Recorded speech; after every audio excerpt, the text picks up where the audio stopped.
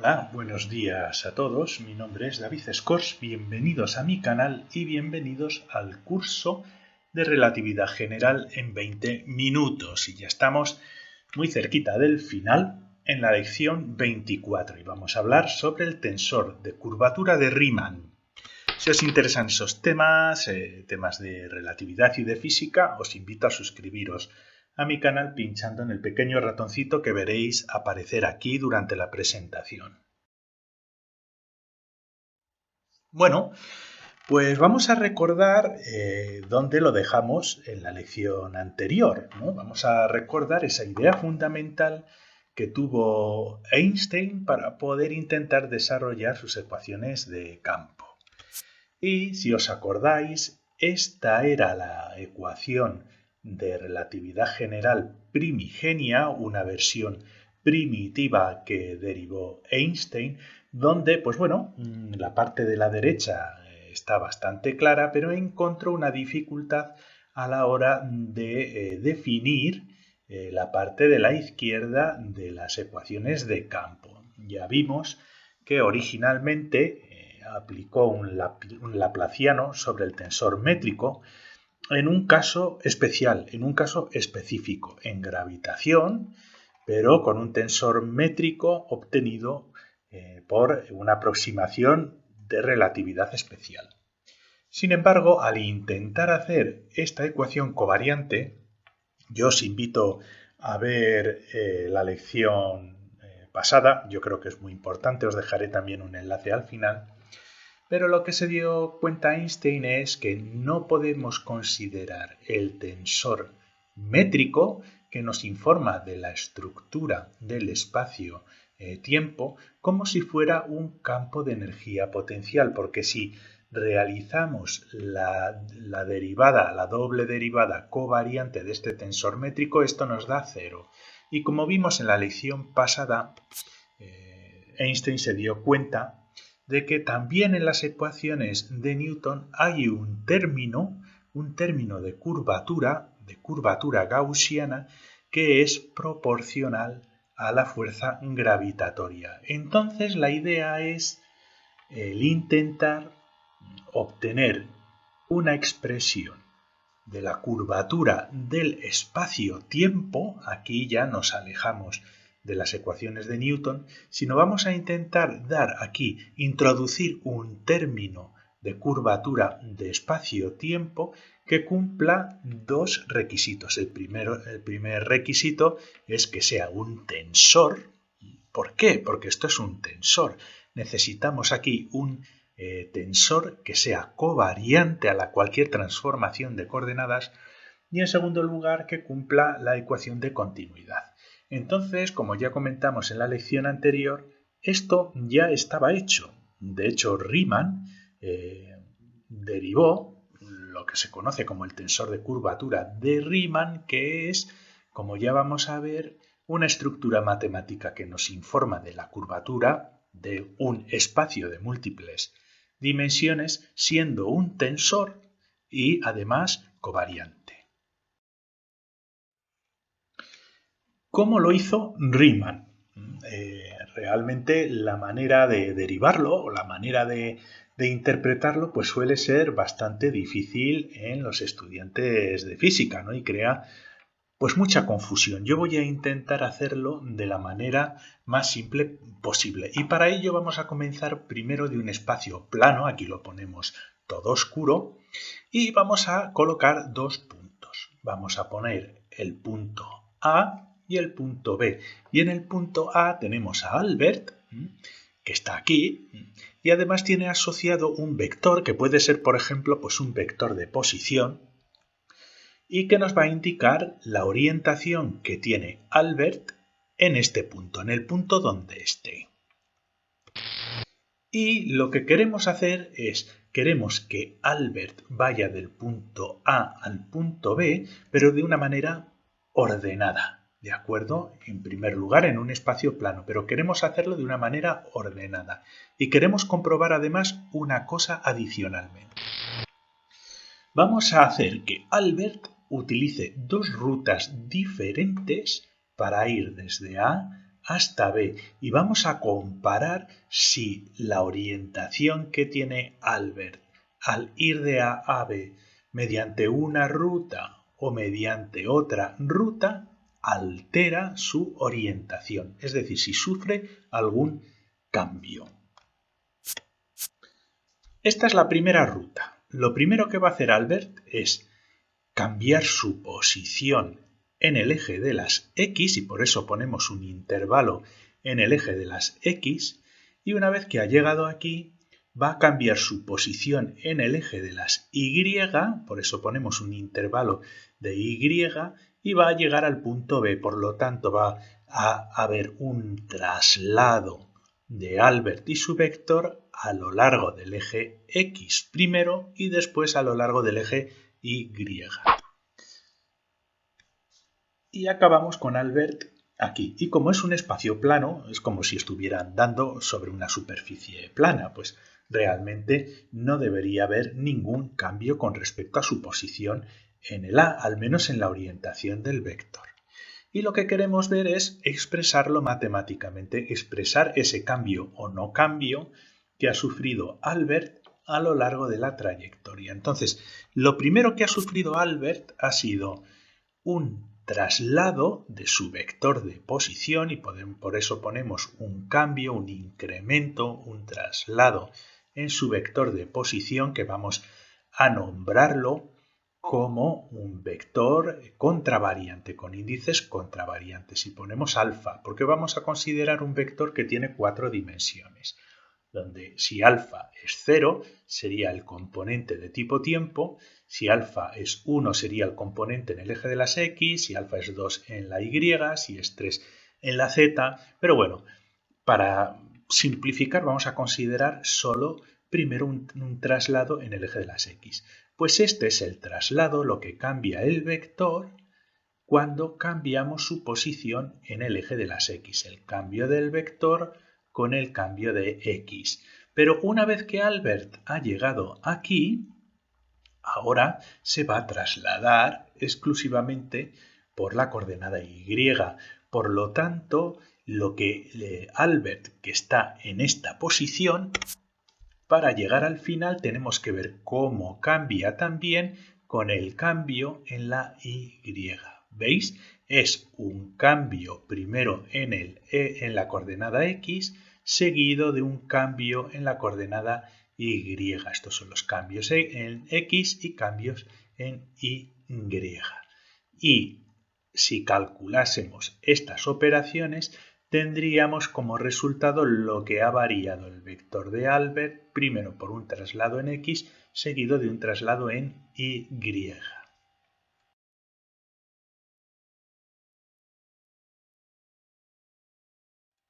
Vale, pero ahora vamos por una segunda ruta. Y lo que vamos a hacer es que en primer lugar Albert se va a trasladar a lo largo de la coordenada Y, es decir, justo al contrario que antes, y después se va a trasladar a lo largo de la coordenada X. Pero es una ruta claramente diferente, pero bueno, va a acabar en el mismo punto, de A a B. Y como os podéis imaginar, esto es un espacio plano, no deberíamos esperar ningún cambio en el vector, en este vector, ¿no? Al menos a priori. Pero bueno, vamos a calcular el cambio del vector matemáticamente. En primer lugar, y justo al contrario que en la situación anterior, lo primero que hay es un traslado del vector v alfa, que es este, cuando hay un traslado a lo largo de la coordenada Y, lo que cambia v con respecto al cambio en la coordenada Y. Esto es lo que cambia el vector de Albert cuando se mueve desde A hasta aquí. Y a continuación tenemos que calcular lo que cambia cuando se mueve desde aquí hasta la posición final. Y eso se hace de nuevo pues viendo cómo ha cambiado con respecto a un traslado en la coordenada X. Por lo tanto, esto nos calcula el cambio del vector cuando hay primero un desplazamiento en la coordenada Y, un intervalo del vector dividido por un intervalo en Y, y después hay un cambio por un traslado en la coordenada X. Pero fijaos, ahora hemos cambiado el orden de aplicación de estos cambios, de estas divisiones.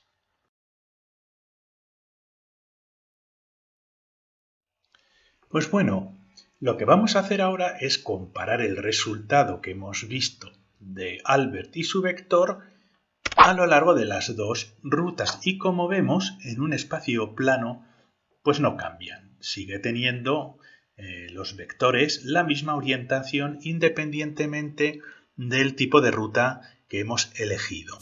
Y esto lo podemos plasmar igualando los resultados de las trayectorias que hemos obtenido anteriormente, es decir, el desplazamiento del vector en la coordenada y seguido del desplazamiento en la coordenada x es igual al desplazamiento primero en la coordenada x seguido de la coordenada y. Vamos a intentar poner esto de una manera más bonita y más generalizada. Como estamos hablando de relatividad, esos cambios, como sabéis bien, hay que hacerlos con derivadas. ¿Cómo cambia el vector con un desplazamiento en la coordenada y? Es una derivada del vector en la coordenada y, y esto lo podemos representar de una manera simplificada así, tal y como lo hemos explicado en otras lecciones. En vez de poner una derivada del vector derivada de y, lo podemos hacer con una derivada con una D mayúscula para implicar que esto es una derivada covariante, tal y como lo hemos aprendido en lecciones anteriores.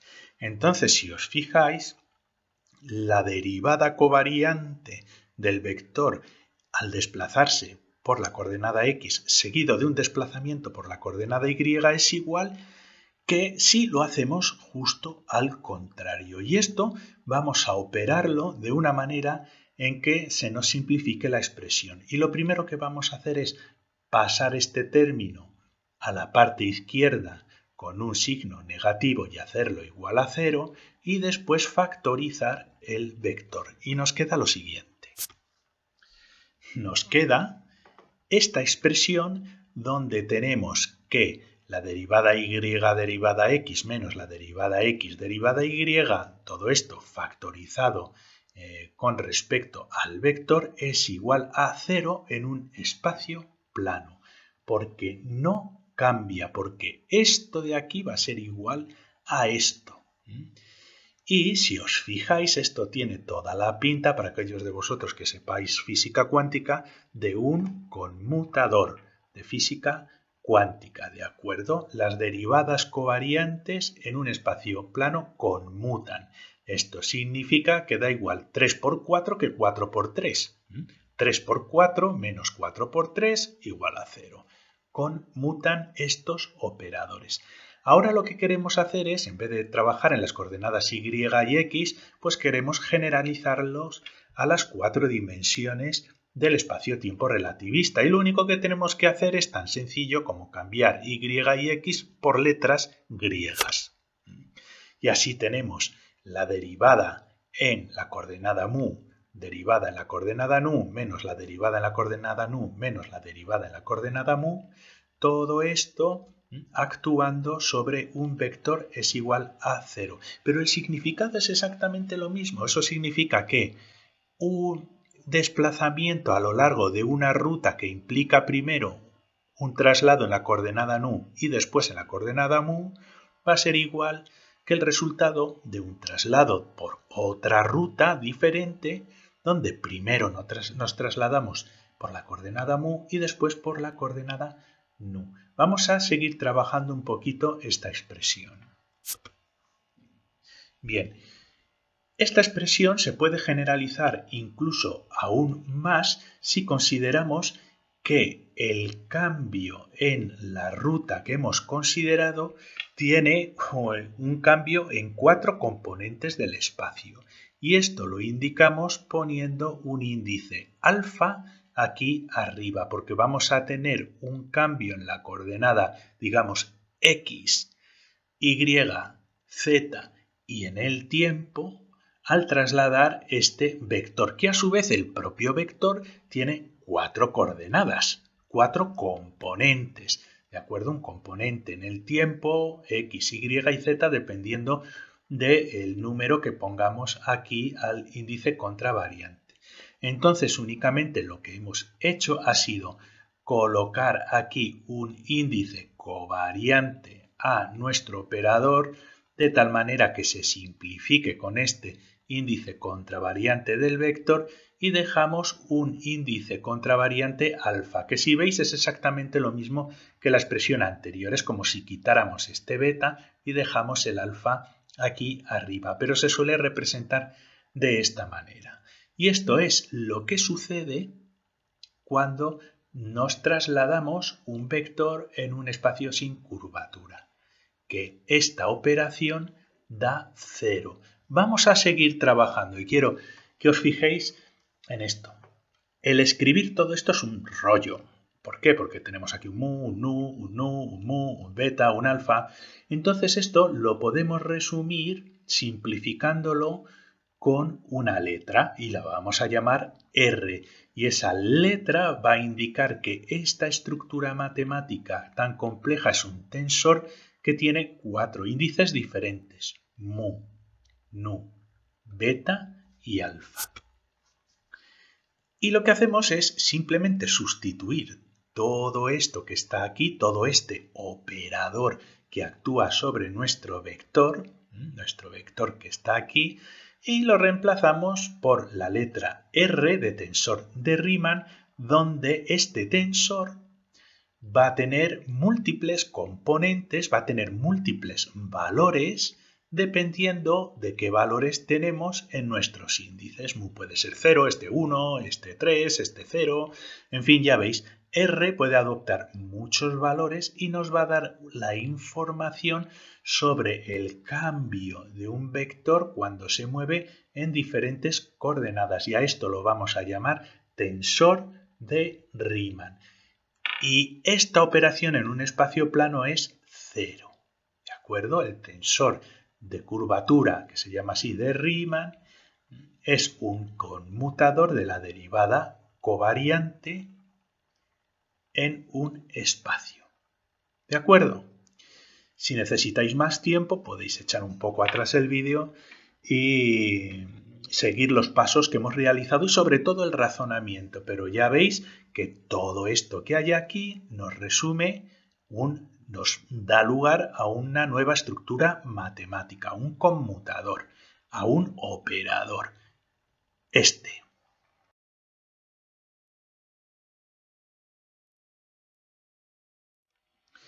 Bueno, pues ahora lo que vamos a hacer es introducir una curvatura en nuestro espacio. Y tenemos a Albert aquí, el punto A, el punto B, y le vamos a plantar toda una montaña en esta parte de nuestro espacio. ¿De acuerdo? En esta parte. Por lo tanto, Albert, si va a elegir este segundo camino, va a tener que atravesar esta montaña que tiene su curvatura. Esto es lo que sucede cuando elige la primera ruta, que como veis es espacio plano, no tiene ningún obstáculo ni se cansa. Albert va ahí y este es el resultado final, con su vector de flechita aquí arriba en esta orientación. Bien, de acuerdo, pero os podéis imaginar que para Albert no va a ser lo mismo ir a B por esta otra ruta. Se va a cansar un montón, va a ser más difícil y encima va a ir cambiando de orientación, evidentemente. ¿Por qué? Porque, pues tiene curvatura. Así que vamos al segundo camino. Pues Albert va a desplazarse primero por la coordenada Y y después por la coordenada X. ¿De acuerdo? Cuando nos llega a este punto, después del desplazamiento por la coordenada Y, fijaos que ya ha cambiado el vector de orientación, pero todavía le queda camino por recorrer y entonces se va a ir aproximando al punto B de manera diferencial, poquito a poquito, pero por la izquierda, no por la derecha, porque por la derecha esta parte de aquí es plana, por la izquierda no es plana, tiene curvatura. Y entonces Albert, cuando se aproxima al punto B, lo va a hacer con su vector en esta orientación. Entonces, en este caso y de una manera intuitiva, evidentemente la ruta sí que importa. No es lo mismo rodear el Everest que atravesar el Everest por la cima, ¿no? Así que hay una diferencia de orientación en el vector. Han cambiado los componentes. No es lo mismo una ruta que otra. Entonces, la diferencia del desplazamiento de la ruta 1 menos la ruta 2 ahora no va a ser 0. Va a haber una diferencia no 0 porque los componentes del vector han cambiado. Entonces, esta operación que habíamos hecho antes va a ser diferente de 0. Y es diferente de 0 porque hay curvatura en nuestro espacio. Y dependiendo del valor que tenga este número de aquí, pues va a haber más curvatura o menos curvatura. Por lo tanto, este que es nuestro tensor de curvatura de Riemann, cuando se aplique sobre un desplazamiento de un vector, nos va a dar un resultado que no es 0. Incluso el propio tensor, porque fijaos, es el propio tensor lo que se hace 0 si el camino es el mismo, ¿no? El tensor va a tener un valor que no es 0. El tensor de curvatura de Riemann. Y a modo similar de lo que vimos en la lección anterior, donde tenemos la curvatura gaussiana como el inverso del cuadrado de la distancia, pues tenemos aquí un valor de un tensor que va a ser covariante, que va a tener 4 índices y que nos va a dar información sobre la curvatura. Este es el tensor de curvatura de Riemann. Este que tenemos aquí tiene 4 índices, tiene 3 índices covariantes y un índice contravariante. Aquí lo tenemos. Es también un operador, porque este operador se puede aplicar a un vector. Y también es un conmutador. Es parecido a un conmutador mecánico cuántico, porque lo que hace es comparar el orden en el que se aplica la derivada covariante. Es un conmutador. Podemos desarrollar el tensor de Riemann de manera explícita. Entonces, como veis, este es el tensor de curvatura de Riemann, estos son derivadas covariantes y ya conocéis cuál es la estructura de las derivadas covariantes de vectores covariantes. Lo vimos anteriormente por las derivadas normales y corrientes, más o menos los símbolos de Christoffel. Entonces, si hiciéramos todas esas operaciones, podríamos dar el resultado, llegaríamos después de simplificar a que este de aquí es el cálculo del tensor de curvatura de Riemann, pues la derivada parcial en la coordenada mu del símbolo de Christoffel alfa mu beta menos todo esto. Si queréis como ejercicio lo podéis hacer, vamos, no tiene un gran misterio. Fijaos que cada término de aquí, porque esto es un tensor, corresponde con los índices que tenemos. Mu, nu y beta aquí abajo, mu y beta, aunque cambie el orden da igual, son simétricos. Beta mu nu beta aquí un nu, este de aquí se elimina por contracción, ¿de acuerdo? Se simplifica por contracción, lo mismo con este, mu, nu y beta corresponden, y después nos queda el alfa libre, libre, este es libre, no hay una contracción con nada y este también es libre. Esta es la manera en la que calcularíamos el tensor de curvatura de Riemann de manera explícita. Y como veis, pues es un tensor que tiene un montonazo de componentes, ya que aquí podemos poner 4 índices, 4 índices, 4 índices y 4 índices. Entonces son combinaciones de 4 por 4 por 4 y por 4. Es como una supermatriz, ¿no? Es un tensor que tiene muchísima información. Nos da la información de todos los posibles desplazamientos que podamos tener en un espacio, en este caso de 4 dimensiones. Contiene muchísimos componentes, o sea, uno se puede volver loco. Poca gente lo hace a mano, ¿de acuerdo? Esto con los ordenadores es mucho más sencillo. Y si calculásemos las dimensiones que tiene el tensor de curvatura de Riemann. Esta derivada tiene dimensión de 1 dividido longitud y después esto tendríamos que también calcular las dimensiones del símbolo de Christoffel. Si hiciéramos eso, nos daríamos cuenta de que el tensor de curvatura de Riemann tiene una dimensionalidad de 1 dividido longitud al cuadrado, que es totalmente equivalente a la dimensionalidad que tiene la curvatura de Gauss, como vimos en la lección anterior, que es el inverso del radio al cuadrado, por lo tanto sería el inverso de una longitud al cuadrado. Entonces tiene unidades realmente de curvatura. Vamos a ver un caso práctico en gravitación sobre qué tipo de información nos da el tensor de curvatura de Riemann. No lo vamos a desarrollar, solo vamos a ponerlo como ejemplo, porque al final son operaciones que hay que tener paciencia y ponerse con ello. Si os interesan, es muy probable que encontréis por allí en internet o lo que sea, algún sitio donde explícitamente lo desarrolle. Pero bueno, lo que podemos hacer para estudiar la curvatura es hacer una multiplicación entre el tensor de curvatura con los índices covariantes estos y contravariantes estos de aquí con su versión inversa, ¿no? Que es como una especie de producto escalar entre dos vectores. Este se contrae con este y se simplifican, estos índices también se contraen con estos índices y se simplifican. Es una operación muy complicada porque son sumatorios de todos los índices con todos los índices, pero el resultado de esta contracción de índices, con esta contracción de índices, es un número, es un escalar. Entonces, si calculamos el escalar derivado del tensor de curvatura de Riemann de esta manera, nos va a dar un número que no va a variar nunca, independientemente del tipo de coordenadas que elijáis, porque va a ser un número.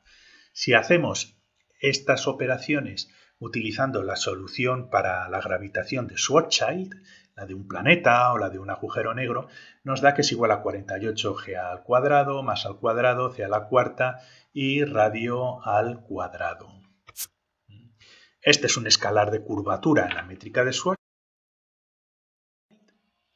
¿Y cuál es la curvatura, por ejemplo, en un agujero negro? Bueno, pues esta es la expresión de esa curvatura derivada del tensor de Riemann. Aquí tenemos un agujero negro y si este es el radio de Schwarzschild, este de aquí, vemos que la curvatura, el valor que nos da esta operación con el tensor de curvatura de Riemann es 12, ¿de acuerdo?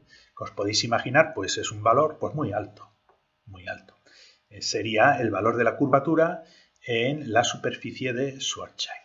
¿Qué sucede en la singularidad del agujero negro? Pues bueno, en la singularidad del agujero negro, donde el radio es igual a 0, pues simplemente no está definida. Pero si nos vamos aproximando al centro del agujero negro, en el límite cuando R tiende a 0, vemos que el valor de esta operación tiende a infinito, porque el denominador se va haciendo cada vez más pequeño. Por eso se suele decir que en el centro del agujero negro la gravitación es infinita. Pero realmente no es cierto, ¿no? En el centro del agujero negro no está definida. Ya hablaremos sobre estas cuestiones con detenimiento. Entonces, ¿a qué esperamos? Vamos a aplicar el tensor de curvatura de Riemann en nuestras ecuaciones de campo. Si teníamos esto, pues no esperemos. Vamos a sustituir esto por el tensor de Riemann. Lo colocamos y nos queda un tensor de curvatura, que va a ser la curvatura ya igual a 8pi gc a la cuarta con el tensor de energía y momento aquí, pero hay algo que nos falla todavía. Y Einstein no es que lo hiciera de esta manera directamente, él ya sabía que no podía aplicar este tensor así. ¿Por qué? Bien, si bien el tensor de curvatura de Riemann tiene mu y nu, que equivaldrían al tensor de energía y momento mu y nu, tiene dos índices de más. Tiene demasiada información sobre la curvatura, demasiada información, demasiado complejo. No podemos igualar este tensor a este tensor porque aquí tenemos dos índices, uno covariante y otro contravariante libres que no tenemos aquí. Esto no es una buena ecuación tensorial. Entonces la pregunta es, ¿qué hacemos con estos índices? ¿No? Nos gustaría tener un tensor de curvatura que solo tuviera dos índices para poder igualarlo en esta ecuación. Sin embargo, el tensor de curvatura de Riemann tiene 4 índices y esto tenemos que arreglarlo de alguna manera. Y esto lo haremos en las lecciones siguientes, paso a paso. No es compatible.